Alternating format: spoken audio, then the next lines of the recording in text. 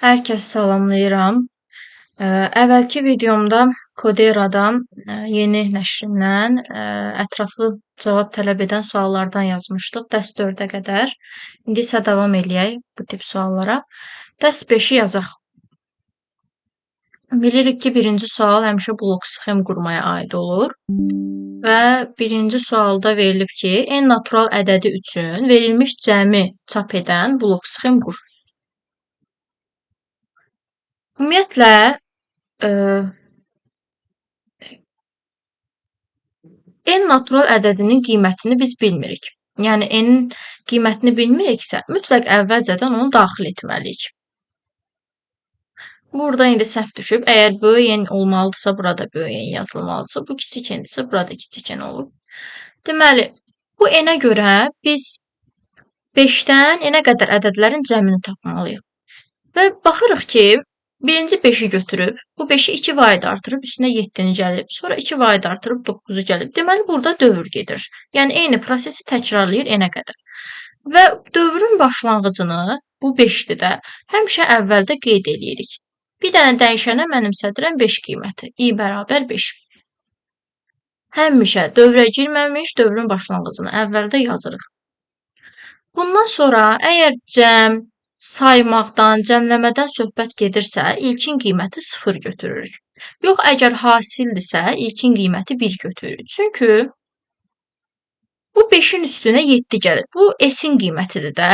S-in əvvəlki qiymətinin üstünə yeni qiymətini gəlir.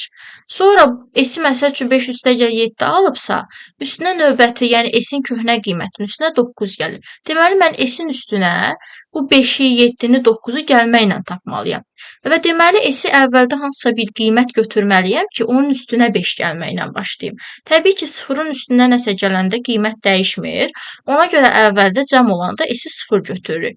0-ın üstünə çünki 5 gəlsəm, alacam 5. Növbəti dəfə s-in qiyməti 5 olacaq. 5-in üstünə 7 gələcəm. Sonra 9 və s. davam eləyəcəm.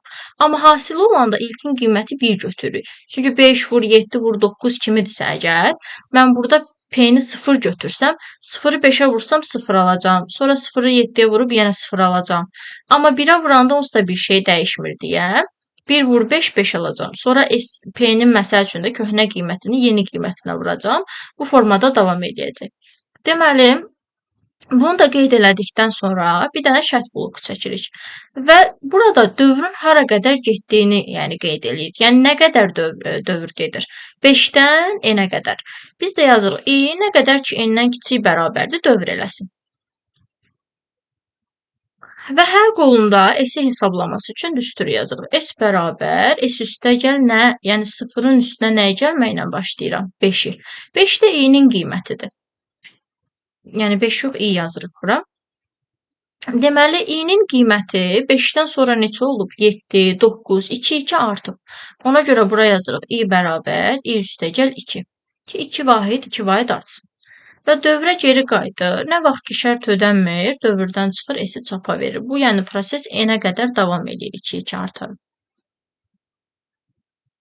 Bu blok sxem, daha sonra növbəti suala keçək. Daxil edilən natural ədəddəki, bir dənə ədəd daxil eləyək, n bərabər int inputla. Bu ədəddəki sıfırların sayını çapa verən proqram qur. Müxtəlif üsullarla yazmaq olar. Ədədin rəqəmlərini while-la da götürmək olar, for-la. Amma baxan kimi ağlıma gələn nədir? Sıfırların sayı. Təkrar simvolları sayan metod nədir? Bir sətirlərdə var, bir də siyahılarda var. Count metodu. Yəni, mən ümumiyyətlə məsələdə açar söz axtarıram. Burada bir 0 yox, bir A hərfi desəydi, təkrar məsəl üçün A-ların sayını çapa verən proqram qur, count-la tapacaqdım. 0 da bir simvol kimi götürsəm, count-la həmin sıfırların sayını tapa bilərəm. Və bilirəm ki, ədəddə count yoxdur. Deməli, bunu ya sətrə, ya siyahıya çevirə bilərəm. Elə ədəddən birbaşa sətrə keçmək olur deyə yazıram n bərabər sətir n. Bundan sonra bir dənə yazıram. B bərabər. Bu, məsəl üçün, ədəd belədirsə, 1, 0, 2, 0, 5 kimidirsə, bunu sətir tipinə çevirir. Buradakı sıfırları sayanda count olacaq da. N nöqtə count dırnaqda 0. Və bundan sonra da print B. Bu ikinci sual. Üçüncü sualda verilib ki, mürəkkəb parol qoymaq üçün hər bir insan ən azı uzunluğu minimum 10 simvoldan ibarət olmaqla və 4 müxtəlif simvolu olan parol qoymalıdır. Əgər bu qaydalara əməl edilərsə təhlükəsiz, əks halda təhlükəli parol ifadəsi çap olunur. Parol daxil etmək üçün nə yazırıq? Parol bilirik ki, artıq simvollardan ibarətdir. Yəni burada hərf də ola bilər, rəqəm də ola bilər, bir işarə də ola bilər. Deməli bu sətir tipi kimi daxil ediləcək. Ədəd deyil, nə siyahı deyil. Məsəl üçün eyni sətrimiz olsun bu formada. A, B, 3, 4, B, S, B, S, A belə bir sətr olsun. Ya da axırıncını D yazaq, təkrar olunmayanda qalsın. Və deyir ki, ən azı uzunluğu bunun 10 simvol olmalıdır. Və uzunluğu sözündən artıq aydındır mənə ki, sətrin uzunluğunu nə ilə tapırıq? Len funksiyası ilə, yəni açar sözlər axtarın. Deməli, bu uzunluq, yəni len ən azı 10 olmalıdır. Bir dənə yazıram. B bərabərdir len n. Yəni, burada B ondan böyük bərabər olmalıdır. Ən azı 10 və yaxud ondan böyük. Sonra deyir ki, ən azı 4 müxtəlif simvolu olmalıdır. Ola bilər ki, ancaq parol belə olsun. Məsəl üçün, belə. 4 dənə müxtəlif simvol çıxmır axı. 2 dənə məsəl üçün seçə bilərik də. Qalanları eynidirlər. Amma məsəl üçün, burada A-dan bir dənə var, B-dən 2 dənəni bir dənə kimi götürürəm, C-dən 2 dənə var, bir dənə kimi götürürəm, 3, 4, D. Görürəm ki, ən azı 4 dənə var da, yəni burada müxtəlif simvol. Deməli, yenə mən baxıram ki, buradan müxtəlif simvolları nətər seçə bilərəm? Deməli, təkrar olunmayanlar müxtəlifdir də və yaxud lap təkrar olunursa, hərəsindən bir dənə kimi götürürəm. Məsəl üçün, 2 dənə B-dirsə, bir dənə B kimi götürəcəm bunu. Deməli, burada təkrar simvolları götürmək üçün, ya da belə deyək də, müxtəlif simvolları götürmək üçün bir-bir yoxlamalıyam ki, görək hansı, məsəl üçün, simvol təkrarlanırsa, o simvoldan birini götürüm. Deməli, burada sətrə biz dövrlə müraciət edəcəyik ki, bir-bir həmin sətrin simvollarını götürək. Və i-nin burada birinci qiyməti dırnaqda A olacaq.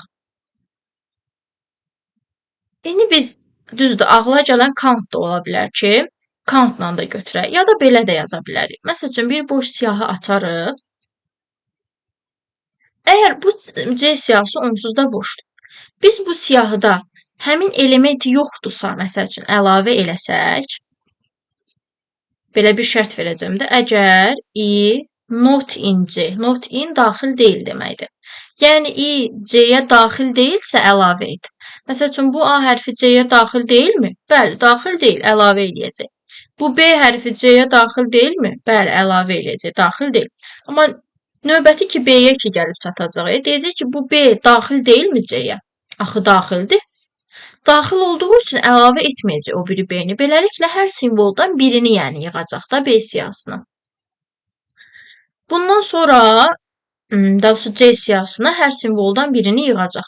Deməli, C-də ancaq hər simvoldan biridirsə, bu C-də olan simvolların sayı ən azı 4 olsa, deməli 4 müxtəlif simvolu olan bir parol olacaq. Onda şərti belə yazıram. C-yə əlavə eləyək, C.F-int i yazacaq burada. Həmin o, hər simvoldan birini götürüb C-yə yığacaq.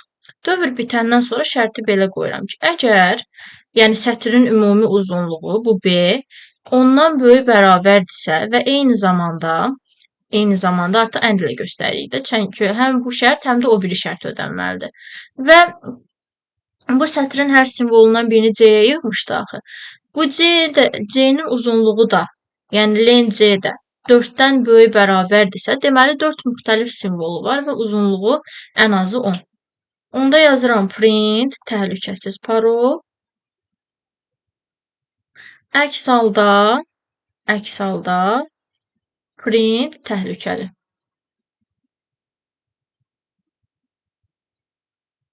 Bu formada yaza bilərik.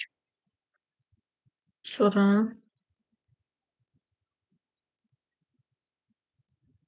dəst 6.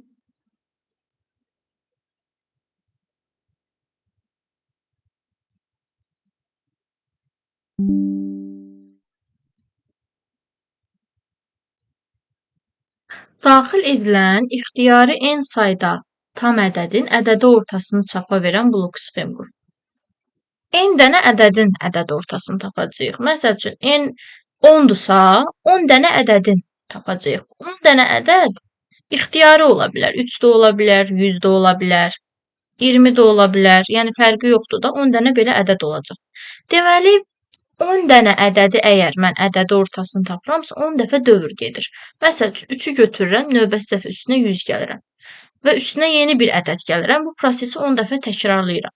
Deməli, bu n dəfə dövr gedirsə, əvvəldə birinci n-i daxil edirik. Və dövrlərin sayını 10 dəfə vermək üçün əvvəldə bir dənə yazıram, i bərabər 1. Yəni, birinci ədədim, məsəl üçün, 3-dür. İkinci ədədim 100-dür. Üçüncü ədədim 20-dir. Beləliklə, 10 dənə dövr gedirsə, şərti belə qoyacam ki, bu i nə qədər ki, kiçik bərabərdir ondan dövr elə. Yəni, i 1 olanda birinci ədəd daxil etməliyik biz hələ. Bundan əvvəl isə baxıram ki, nəyi istəyir? Ədədi orta. Ədədi orta həmin ədədlərin cəminin, yəni bunların cəminin, məsəl üçün 3, 100, 20 və s. bunların cəminin sayına olan nisbətidir. Sayı elə n-dir də. 10 dənə ədəd daxil eləyirəmsə, deməli sayı n olacaq. Bunların sayına olan nisbətidir. Cəm üçün də ona görə əvvəldə bir dənə yazıram, s bərabər 0. Bayaq izah elədim ki, nəyə görə 0 götürürük. Əvvəlki misalda. Deməli, burada indi şərt verirəm ki, dövr nə qədər gedir? i-dən 10-a qədər. Yəni, nə qədər ki, i kiçik bərabərdir, ondan dövr eləsin. Hər qoluna gələcək. İndi bu ədədləri cəmləməlidir. Amma hansı ədədləri? 1-dən 10-a qədər biz ədədləri cəmləmirik ki, s bərabər s üstəgəl i yazaq. Bu 3, 10, 20 görürük ki, ixtiyari ədədlərdir. Deməli, dövrün daxilində bir dənə x daxil eləməliyik. Məsəl üçün, x-in birinci qiyməti i1 olanda olacaq, tutaq ki, 3. i2 olanda 100 olacaq, yəni ikinci bir ədəd daxil eləyəcəm. Dövr daxilində beləliklə biz x-a qiymətlər verəcəyik. Həmin bu x-ları cəmləmək üçün də yazacağım s bərabər s üstəgəl x. Burada dövrlərin sayı da i ilə gedirdi. i bərabər i plus 1 yazsam, 10 dəfə dövr eləyəcək. Yəni, 10 dənə ixtiyari ədəd daxil eləyəcək. Və dövrdən çıxacaq. İndi ədədi ortanı sonda tapmalıyıq da. Çünki bütöv cəmləyib bitirməlidir ki, bu formaya salmalıdır ki, dövrdən çıxandan sonra ədədi ortanı tapaq. Y də bərabər olacaq s bölünsün, yəni cəmini sayına böləcəm. Yenə deyirəm, təbii ki, n dənə ədəd daxil eləmsə, sayı elə n olacaq. Bundan sonra da y-ni çapa verəcək. Belə, sonra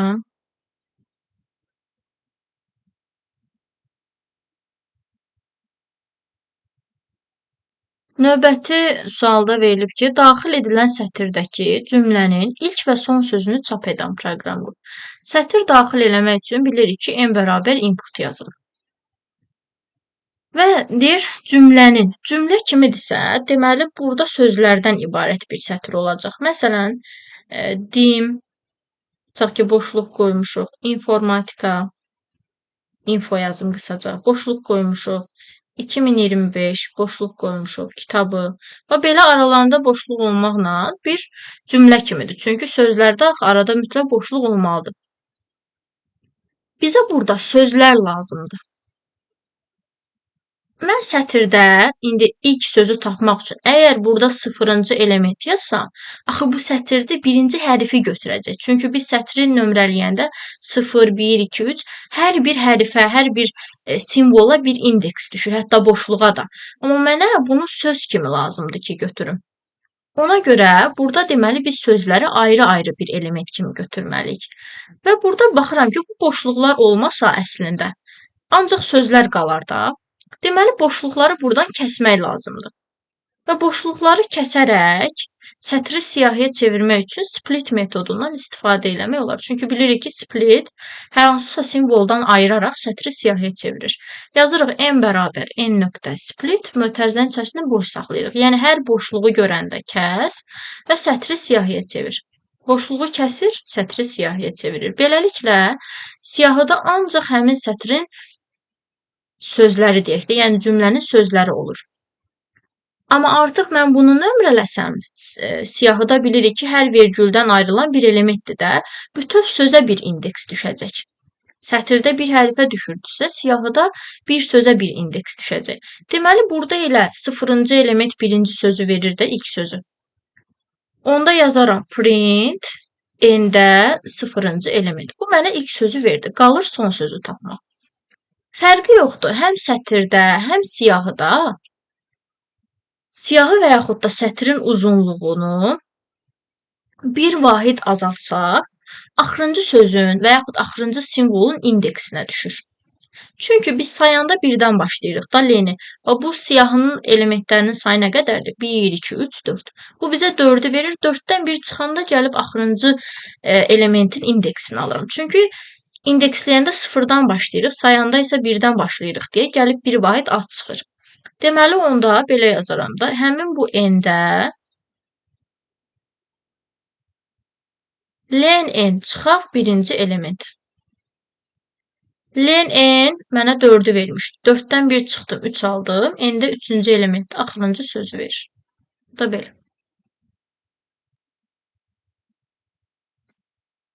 Daha sonra daxil edilən natural ədədin rəqəmlərini artma ardıcıllığı ilə düz. Ədəddirsə, təbii ki, int inputla daxil edirik. Artma ardıcıllığı ilə düzən harda var? Yenə də açar söz axtarıram. Artma ardıcıllığı. Bu avtomatik ağlıma sort metodunu gətirir. Bu da bilirik ki, siyahılarda var artan ardıcıllıqla düzən. Amma ədəddən birbaşa siyahıya keçid eləmək olmur axı. Deməli, birinci sətrə keçib, sonra siyahıya keçmək lazımdır. Məsəl üçün, ədədin belədirsə, elə giriş nümunə verib bizə 35, 671. Belə bir ədəddir də. Bunu birbaşa siyahıya çevirə bilmərəm. Amma bunu sətir tipinə çevirsəm bu formada. Sonra bunu siyahıya çevirə biləcəm. Hər bir elə ki, rəqəm siyahıda bir element kimi düşəcək.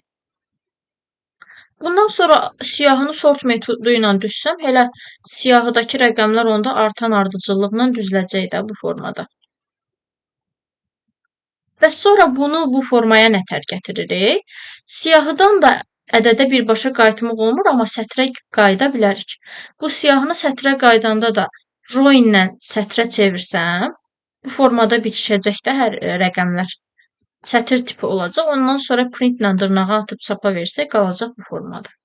Deməli, bunu sətrə çevirmək üçün yazıram. N bərabərdir. Sətir N. Çevrildi, bu formaya düşdü. Sonra listə çevirmək istəyirəm. N bərabər list N yazıram. Listə bir-bir götürür, simvolları siyahıya çevirir. Sonra yazıram n.sort. Bu metodda artan sırayla düzür. Sonra siyahıdan sətrə geri qayıtmaq üçün yazıram. B bərabər, məsəl üçün, dırnaq açıb bağlayıram, .join n. Yəni, bu formada düzür. Siyahıdan sətrə çevirir də geri qaytarır. Ondan sonra da print B yazsam, bilirik ki, onsuz da print dırnaqları atır. Elə ədəd kimi, yəni belə deyək, çapa çıxır. Lap belə də yazmaq olar. Int B də yaza bilərik ki, tam ədəd kimi, yəni çevirib çapa versə fərqi yoxdur.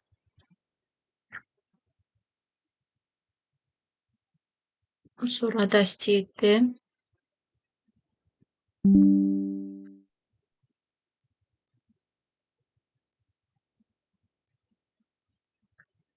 Bütün natural 2 rəqəmli 3-ə tam bölünən ədədlərin hasilini çapa verən blok sxem qur. Deməli, necə bir düstur alınacaq? Bütün 2 rəqəmli ədədlərin içərisindən 3-ə bölünənlərin hasili. 2 rəqəmli ədədlər başlayır 10-dan 99-a qədər. Bu ədədlərin içərisindən 3-ə bölünənlər, burada ilk 3-ə bölünən ədəd 12 gəlir də. Yəni 12 vurulsun, 15 vurulsun və s. belə gedəcək. Belə 99 axırıncı 3-ə bölünəcək. Yəni, bax, belə bir hasil almalıdır. Bunu müxtəlif cür yazmaq olar. Ya elə 3-3 artıraraq yaza bilərik i-nin qiymətini. Ya da ki, bütün 2 rəqəmli ədədləri seçib, onların içindən 3-ə bölünənləri seçə bilərik. 2 cürdə yazım. Birinci, dövrün başlanğıcı nədir? 10. Başlanğıcdan sonra yazıram bir dənə i bərabər 10. Dövrün başlanğıcıdır. Hasil olanda bayaq da qeyd elədim ki, bir dənə 1 götürürük. Əvvəldə dəyişənə 1 qiyməti mənimsədirik. Əgər aydın deyilsə, dəst 5-in izahına baxın, orada izah etdim nəyə görə bir götürdüyümüzü. Hasili bir götürəndən sonra indi şərt verməliyik ki, dövr hara qədər gedir, yəni ondan hara qədər? 99-a qədər. X bərabər 99 yazıram. İndi bu iki rəqəmli ədədlərin içərisində 3-ə bölünənləri seçməliyəm də. Deməli, bir şərt daha verirəm ki, əgər bu ədədi 3-ə böləndə qalıq 0-dırsa, həmin ədədlərin hasilini tapsın. Yəni, P bərabər P vuraq I. Əks halda boş saxlayıram, çünki biz ancaq 3-ə bölünənlər lazımdır. I-ni də 1-1 artırıram. Yazıram, I bərabər I üstəgəl 1. 99-a qədər belə dövr getsin. Bütün iki rəqəmlərin içərisindən 3-ə bölünənləri seçsin. Axırda da P-ni çapa verəcək. Belə də yazmaq olar, ya da belə yazmaq olar. Elə üstündə düzəliş eləyərək göstərim. İlk bilirəm ki, 3-ə bölünən ədəd nə gəlir? 2 rəqəmlilərdən 12 gəlir də. Deməli, bura yazaram 12. Dövrün başlanğıcı 12-də başlayacaq. Axırıncı da 2 rəqəmli 99-dur və 3-ə bölünür. Ona görə elə şərt belə qalacaq ki, 12-dən 99-a qədər götürsün ədədləri. Və burada artıq belə bir şərt verməyəcəm. Bu hissəni silirəm.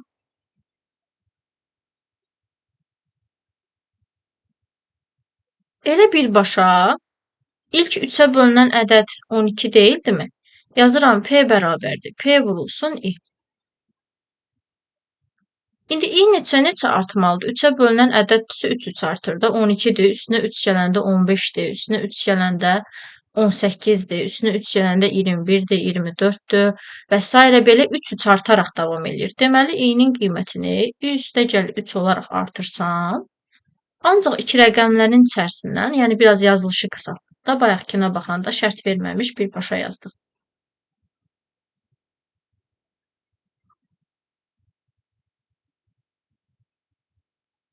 Deməli, buradan geri qayıdacaq birbaşa əvvələ, yəni 3 artıraraq dövr eləyib P-ni çapa verəcək. Yəni, belə də yaza bilərik. Belə, sonra daxil edilən natural ədədin ən böyük cüt rəqəmi. Yazırıq, n bərabərdir. Int input. Ədədin rəqəmlərini müxtəlif cür götürə bilərik. İki üsul var, yəni yazaq while-la. Necə ayırırıq ədədin rəqəmlərini? Məsəl üçün, ədədimiz bu formadadırsa, bu ədədi ona böləndə qalıq mənə axırıncı rəqəmi verir, 1-i. Əvvəlki videoda da izah eləmişdim ki, ədədin rəqəmlərini ya ona böləndə qalıqla, ya 100-ə böləndə qalıqla, ya tam hissə ilə, ümumiyyətlə, yəni qalıq tam hissədən istifadə edərək 10, 100 kimi, yəni 1000 ədədlərə bölünməsinə alınan qalıq tam hissə ilə tapırıq. Və həmişə onu bilirəm ki, ədədi ona böləndə qalıq axırıncı rəqəmi verir. İndi bilirəm ki, bu 1 olmasaydı, yenə bu ədədi ona böləndə qalıq mənə 2-ni verəcəkdi. Deməli, elə bu ədədi ona bölüb tam hissəni ayırsam, mənə bunu verəcək də. Bunu təzədən ona bölsəm, qalıq 2-ni verəcək. Yenə ona böləndə tam hissəni ayırsam və bunu ona böləndə qalıq 5 alınacaq. Bu proses belə davam edir. Yenə ona böləndə tam hissəni ayırıb, ona böləndə alınan qalığı götürsəm 4 alacam. Bir də tam hissəni ayırsam, qalıq 3 düşəcək, bir də tam hissəni ayırsam 0 qalacaq. Beləliklə, ədədin rəqəmlərini mən götürdüm. Və hara qədər getdi dövr? 0-a qədər.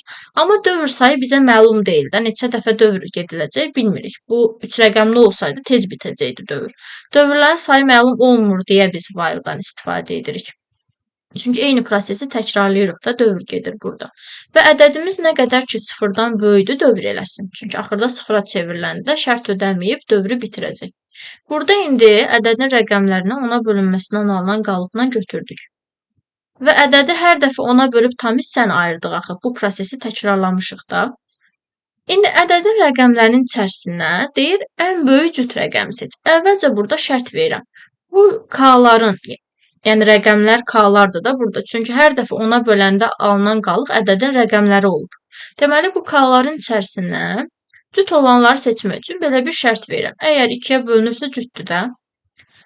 Bundan sonra indi nə ağlıma gəlir? Ən böyüyü tapma funksiyası harda var? Siyahılarda. Siyahılarda maksimum funksiyası var ki, ən böyüyü tapın. Deməli, əvvəldə bir dənə B siyahısı götürərəm, boş bir siyahı.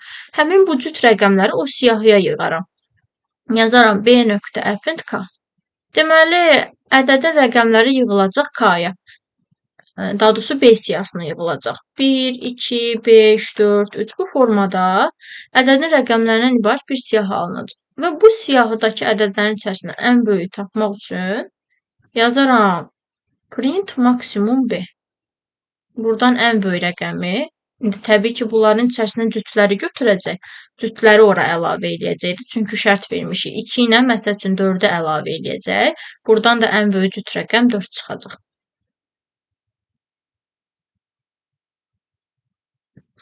Sonra daxil edilən natural ədədin bütün rəqəmlərinin eyni olub-olmadığını yoxlayan proqramdır. Əvvəlcə ədəd daxil edək. N bərabərdir. Int input yazır. Kənarda bir ədəd götürəm. Məsəl üçün 5, 7, 6, 8, 9. Bir də belə götürəm. 5, 5, 5 dənə 5 olsun. Yəni, ədədin rəqəmlərinin eyni olub-olmadığını yoxlayacam. Hardan bilirəm? Birinci rəqəmə baxıram. Əgər bu 5, aldığım yəni bu 5, bütün rəqəmləri, yəni həmin bu ilk rəqəmidirsə, 5-dirsə, deməli eynidir də. Bax, fikir verək, burada ilk rəqəmi 5-dir. Hamısı həmin o ilk rəqəmə bərabərdirsə, deməli bütün rəqəmləri eyni olacaq. Nəyə görə ilk rəqəmi götürürəm? Çünki bunu sətir tipinə çevirsəm bu formada. Buradakı 0-cı element mənə ilk rəqəmi verir axı.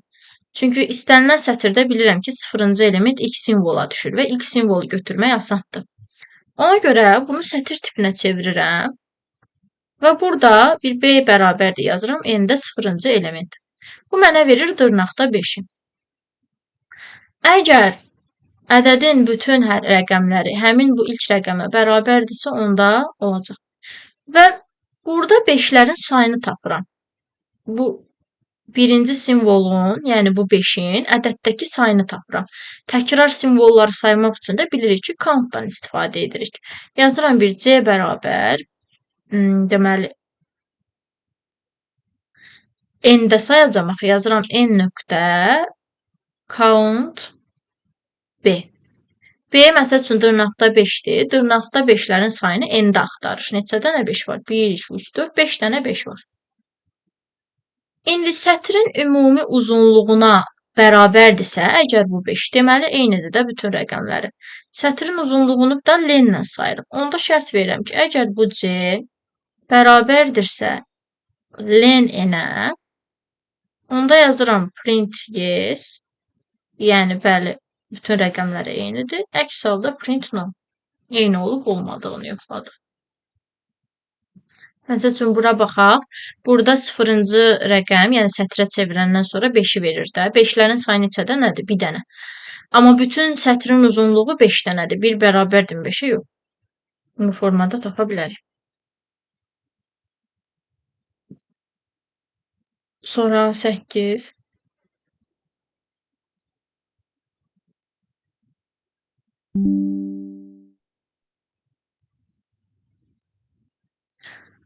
Daxil edilən n natural ədədi üçün verilmiş sıranın alqoritminin blok sxemini qur. Deməli, düsturu belə verib. 1 üstəgəl 3-ün kubu, üstəgəl 5 üstü 5, pidus və s. n üstü n. Keçən videoda da demişdim ki, bu tipli düstur kimi, yəni verilən misallarda həmişə bura baxaq. Burada nə veribsə, ona əsasən daha rahat tapılacaq. Əslində, belə baxanda da bilinir, bu sadəsidir. Amma yenə də bura baxan kimi görünür. Dövr harda başlayır? 1-də, harda qutarır? N-də. Dövrüdür, çünki eyni prosesi təkrarlayıb burada. Məsəl üçün, 1 üstü bunu da bənzədərək 1 kimi yazmaq olar da. Bu 3 üstü 3-dür, bu 5 üstü 5-dir. 1 üstü 1-i hesablayıb üstünə 3 üstü 3-ü gəlib. Eyni prosesi n-ə qədər təkrarlayıb. Deməli, dövrün başlanğıcı burada olacaq 1. Əvvəldə bir dənə yazıram, i bərabər 1. Bu cəmdə axı, cəm üçün əvvəldə bir dənə s bərabər 0 götürürük ki, 0-ın üstünə, yəni 1-i gəlməklə başlayaq. Və dövr n-ə qədər getdiyi üçün, əvvəldə n-i daxil eləmədim. N-in qiymətini bilmirik deyə ən əvvəldə burada n-i daxil etməliyik. Başlanğıcı çəkmirəm, bu da aydın məsələdir. İndi burada şərt verirəm ki, nə qədər ki x bərabərdir n-dən dövr eləsin. İndi düstur çıxartmalıyıq. Düstur da çox asandır da. n-in qiyməti əgər 1-dirsə, 1'in üstündə elə 1 yazıb da, i üstü i deyilmi? İ'nin qiyməti 1 olanda 1 üstü 1 alır. Və axırda i'nin qiyməti n-ə bərabər olur. Axı n-ə qədər dövr gedir. Və bu hissədən də aydın olur ki, i'nin qiyməti n olanda i üstü i kimi olacaq. Hamısında elədir. Məsəl üçün, i'nin qiyməti 3 olanda 3 üstü 3 alınır. Deməli, s bərabərdir s üstəgəl i üstü i yazacağım. Sadəcə, i'nin qiyməti burada 2 artır, yəni. Ona görə yazacağıq i bərabər i üstəgəl 2. Geri qayıdacaq əvvələ. Nə vaxt ki, şərt ödənməyəcək, dövrdən çıxıb s-i çapa verəcək.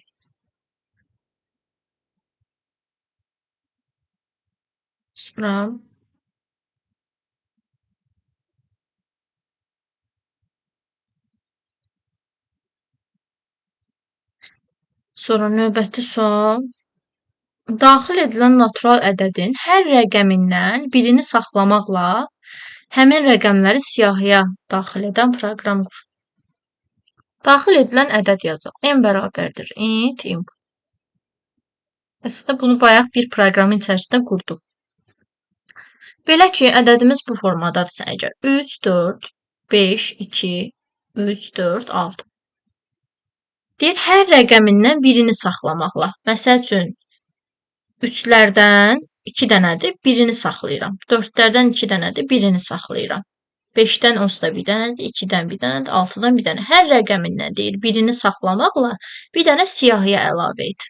Burada bir dənə boş bir siyahı asıram və bu B siyahısına hər rəqəmdən birini əlavə etməliyim. Ədədin rəqəmlərini bir-bir burada götürüb yoxlayaq. Hansı B-də yoxdursa, ora əlavə edək. For-la da götürə bilərik, while-la da. For-la götürsək daha da yaxşı. N bərabərdir, burada yazsam str n, bu hissədə. Bunu sətr tipinə çevirəcək.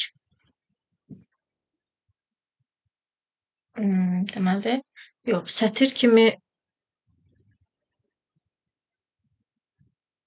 olsun, sətr kimi yaxşı. N bərabər str n yazsaq bunu. Deməli, əlavə edəcək belə. For-la bu sətrin elementlərini bir-bir götürə bilərik. For i in. N yazsaq, i burada birinci götürəcək dırnaqda 3-ü. Və bu dırnaqda 3 B-də yoxdursa mən əlavə eləyəcəm də. Düzdürmü? Yəni, 2 dənə 3 var. Bu 3-dən yoxdursa B-yə əlavə eləyəcəm. Növbəti 3-ə gəlib sıra çatanda. Deyəcək ki, bu 3-dən yoxdurmu? Amma halbuki var da, varsa əlavə etməyəcək. Deməli, olmadığını B-də necə göstərir? Notla. Not in daxil deyil deməkdir. Yazırıq, əgər bu i daxil deyilsə B-yə, əlavə et. 3 daxil deyilmi B-yə? Bəli, əlavə eləyəcək. Amma növbəti 3-ə sıra gəlib çatanda artıq daxil olduğu üçün əlavə etməyəcək. Yəni, ancaq daxil deyilsə əlavə edəcək. Sadəcə, mən bunu sətr tip kimi götürmüşəm deyə dırnaqda 3 kimi əlavə edəcək də. Amma biz ancaq ədəd kimi əlavə etməliyik, rəqəmləri siyahıya yığmalıyıq. Ona görə int yazaraq əlavə edə bilərəm də. Həmin bu i-ni dırnaqda 3 kimi götürməmişdimi? Bunu int i kimi yazsam, ədəd kimi 3 olaraq əlavə eləyəcək. Onda yazacağım B nöqtə, bura bir əvvəlcədən yazaram. C bərabərdir int i. Həmin bu i-ni tam tipə çevirsin. Sonra əlavə eləsin B-yə. B nöqtə əpin C. Həmin bu dırnaqda 3-ü tam tipə çevirib yığacaq. Bax, dırnaqsız, yəni ədədlər alınacaq siyahıda. Sonra dövrdən çıxıb print B.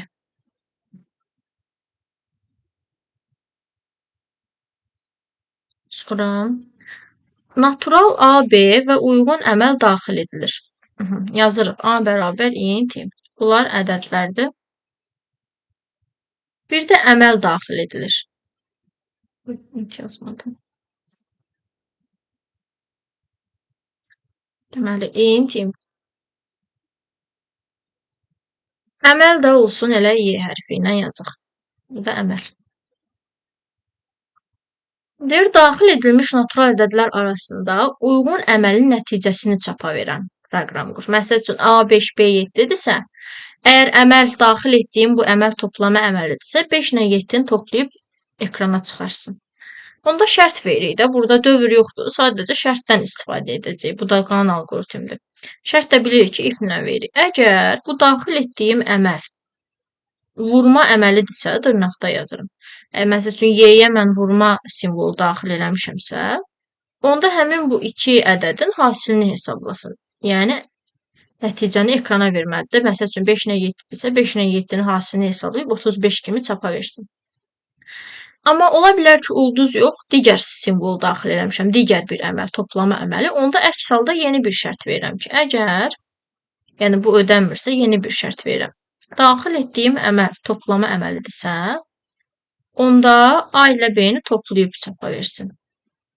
Yenə əks halda yeni bir şərt verirəm. Əgər toplama yox, çıxma olarsa, yazıram print, A çıxart B-ni çapa versin.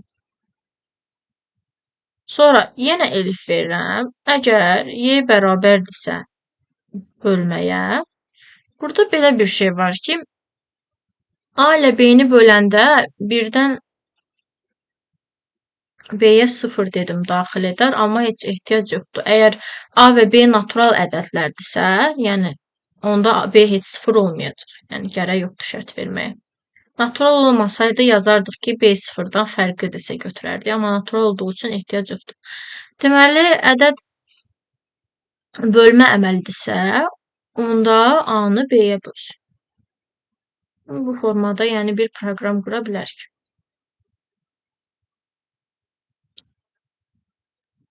Bu videoluk bu qədər. Gələn videolarda görüşənədək.